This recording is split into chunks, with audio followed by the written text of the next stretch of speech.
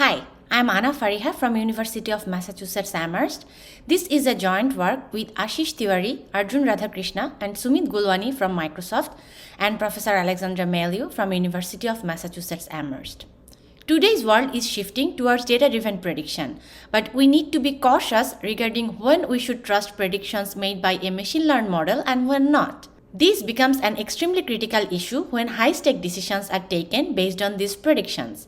Wrong predictions made by machine learned models have caused serious issues in the past, such as unsafe medical treatment and unsafe self-driving, which even caused human death. To measure when we should trust predictions made by machine learned models that learn from data, we propose a new data profiling primitive called Conformance constraints. So let's take a look at a toy example. Suppose that you have trained your favorite machine learning model using these colorful apples to predict their color. Now you deploy your model and your model seems to work pretty well for these new apples. So far it's all good. But now you encountered this new thing, a strange watermelon wedge.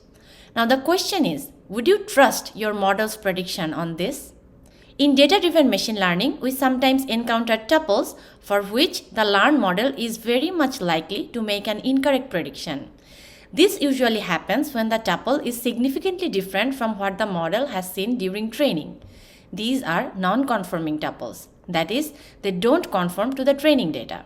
Our claim is that a tuple's non-conformance is one of the key reasons of why prediction made on that tuple is likely to be untrustworthy. The problem we focus in this paper is how to detect whether a tuple is non-conforming with respect to a dataset. Let's take a look at a real-world example now. Here you can see a sample of an airline's dataset. In this dataset, there are two types of flights. In daytime flights, arrival time is later than the departure time. And for overnight flights, arrival time can be earlier than the departure time because it could be on the next day. The arrival date attribute is absent in this dataset. We trained a linear regression model to predict flight delays on the subset of this dataset with only daytime flights. When we tested the learned model on other daytime flights, it seemed to perform well. But for overnight flights, the model drastically failed. We found that there were a bunch of constraints that daytime flights satisfied, such as departure time is earlier than the arrival time and their difference is very close to flight duration. Overnight flights violated these constraints, and for them, the regression error was much higher, almost 4 times as higher as the daytime flights. This indicates that constraint violation is strongly correlated with regression error, which results in untrustworthy prediction. Conformance constraints are tailored for characterizing trust in machine learning model predictions. These constraints capture the invariance of the data, which all or most tuples of the training dataset satisfy. Our claim is that tuples that do not conform to the training data or violate the conformance constraints over the training data are more likely to be subject to untrustworthy prediction. So how does conformance constraints look like? So they encode linear arithmetic relationship over multiple numerical attributes. In other words, we take data's projection onto certain space and put bounds around that projected attribute to construct conformance constraints. As an example, consider a simple health dataset with 3 attributes: height, weight, and BMI. A simple constraint on this dataset is that BMI should be between 10 and 40. For this, the projection is onto the BMI dimension. A slightly more complex constraint is that 28 times height minus weight should be within the range minus 40 and 30. Here, the projection is on a linear combination of the attributes height and weight. Now suppose that a new tuple arrives with BMI 231. This tuple is clearly non-conforming because it violates the conformance constraint that states the typical range of BMI. To capture the degree of non-conformance, we measure how much it violates the conformance constraints. More violation means more non-conformance, which implies less trust to the prediction made on them. The main building block of a conformance constraint is projection, which tells us through which lens to look at the data. Once we have decided on a projection, we can easily construct the bounds from the data's distribution on that specific projection. The main challenge here is to find good projections. Our key observation to find good projection is that machine learning pipelines often drop low variance dimensions to reduce dimensionality of high dimensional data, because they just assume that these low variance dimensions will continue to have low variance in future. As we show in the paper, to find good projections, we should focus on two things. The first one is to look for these low variance projections. For example, here the projection F3 has lower variance than the other two projections, and as you can see, it captures the trend in the data better and results in a narrower bound than the other two projections. The second principle is about selecting a group of projections. Here you can see that the attributes X and Y are correlated in the data. Therefore, on the left, the correlated projections X and Y result into conformance constraints forming a large conformance zone, which is the clear area. And it is not as effective as the one on the right, where two uncorrelated projections X minus Y and X plus Y give us conformance constraints forming a smaller conformance zone, which is just this narrow area on the right.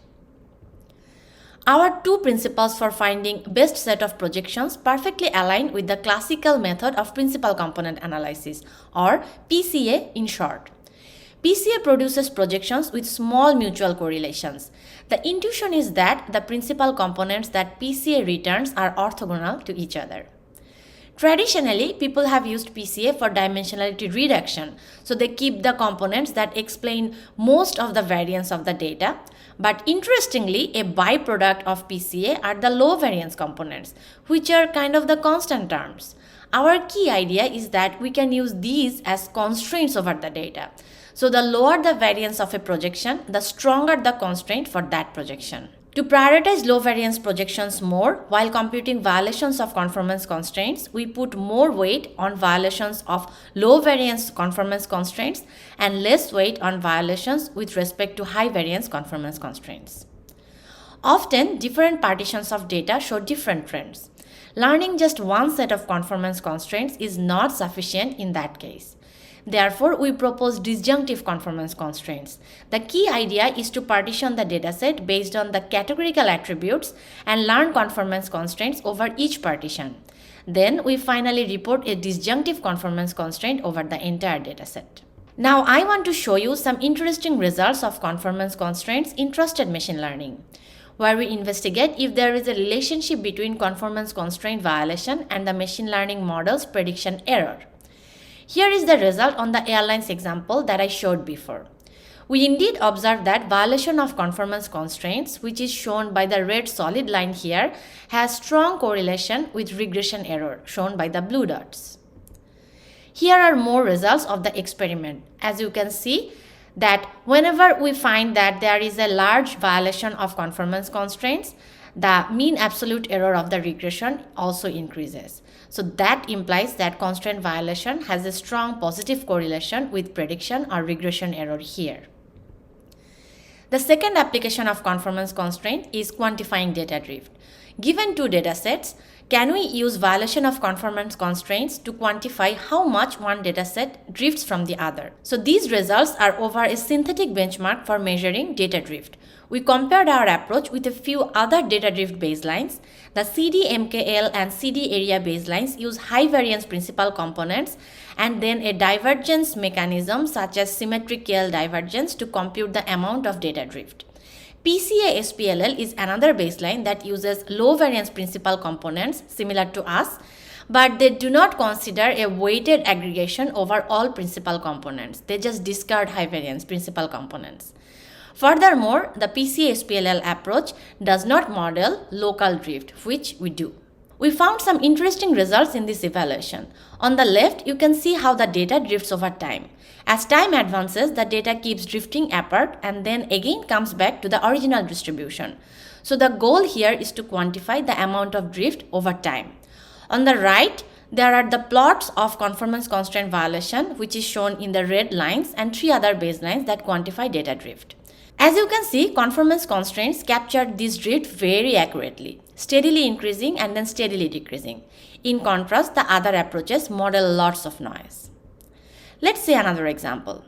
In this case, the data drift is mostly local. That is, if you ignore the colors and shapes, the data isn't drifting much. So data drift detection approaches that only model global change fail to capture such drift, which is the case for this green flat line here, which is the PCA-SPLL method. But conformance constraints captured this drift nicely, as it shows gradual increase and then gradual decrease of drift quantity, which is exactly what's happening here. Here is the last example. In this case, the data drifts away from the initial distribution and never comes back, as you can tell from the video here. And now look at the right. Conformance constraints captured this drift accurately as well, while the other approaches either incorrectly model the drift or model a lot of noise. Here is the complete result over the synthetic benchmark. In all cases, our conformance constraint-based data drift detection technique accurately captured the amount of data drift. In contrast, existing baselines were either too sensitive, modeling lots of noise, or completely failed to detect drift, resulting in a flat line. To summarize, conformance constraints model linear relationship among numerical data attributes. They help in trusted machine learning and effective data drift quantification. Thank you for your attention. Please feel free to reach out to us if you have questions about this paper.